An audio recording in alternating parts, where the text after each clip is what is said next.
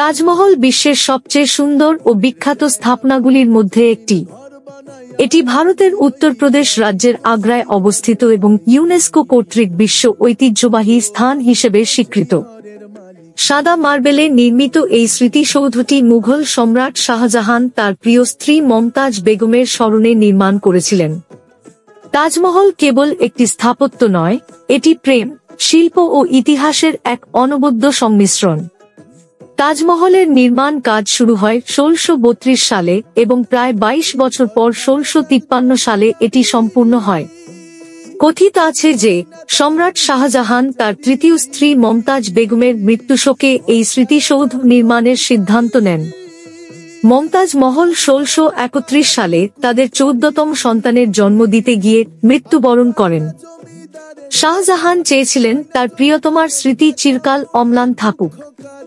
তাজমহল মুঘল স্থাপত্যের এক উৎকৃষ্ট উদাহরণ, যেখানে পারস্য, তুরস্ক, ভারতীয় ও ইসলামিক স্থাপত্য শৈলীর মিশেল দেখা যায়।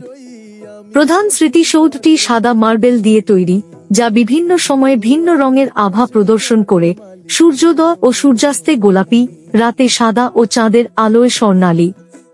কেন্দ্রীয় গম্বুজটি তাজমহলের সবচেয়ে চোখে পড়ার মতো বৈশিষ্ট্য, যার উচ্চতা ৭৩ মিটার। চার কোণায় ৪টি মিনার রয়েছে, যা হালকা বাইরের দিকে হেলানো যাতে ভূমিকম্পের সময় এগুলি মূল সমাধির উপর না পড়ে।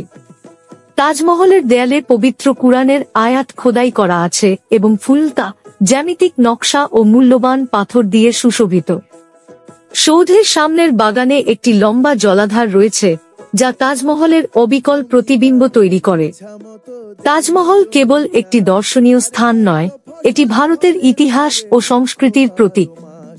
এটি বিশ্বজুড়ে প্রেমের চিহ্ন হিসেবে পরিচিত এবং প্রতি বছর লক্ষাধিক পর্যটক এখানে আসেন। ১৯৮৩ সালে ইউনেস্কো তাজমহলকে বিশ্ব ঐতিহ্যবাহী স্থানের মর্যাদা দেয়। বায়ুদূষণ ও যমুনা নদীর জলস্তর হ্রাসের কারণে তাজমহলের মার্বেল ক্ষয়ের আশঙ্কা তৈরি হয়েছে।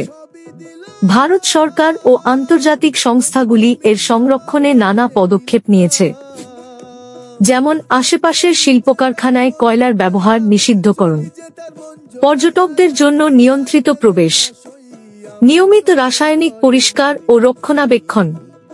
তাজমহল শুধু ভারতের নয়, সমগ্র মানব সভ্যতার জন্য একটি গর্বের বিষয়। এটি শাহজাহান ও মমতাজ মহলের অমর প্রেমের গল্পকে বাঁচিয়ে রেখেছে এবং স্থাপত্য শিল্পের এক অনন্য নিদর্শন হিসেবে টিকে আছে।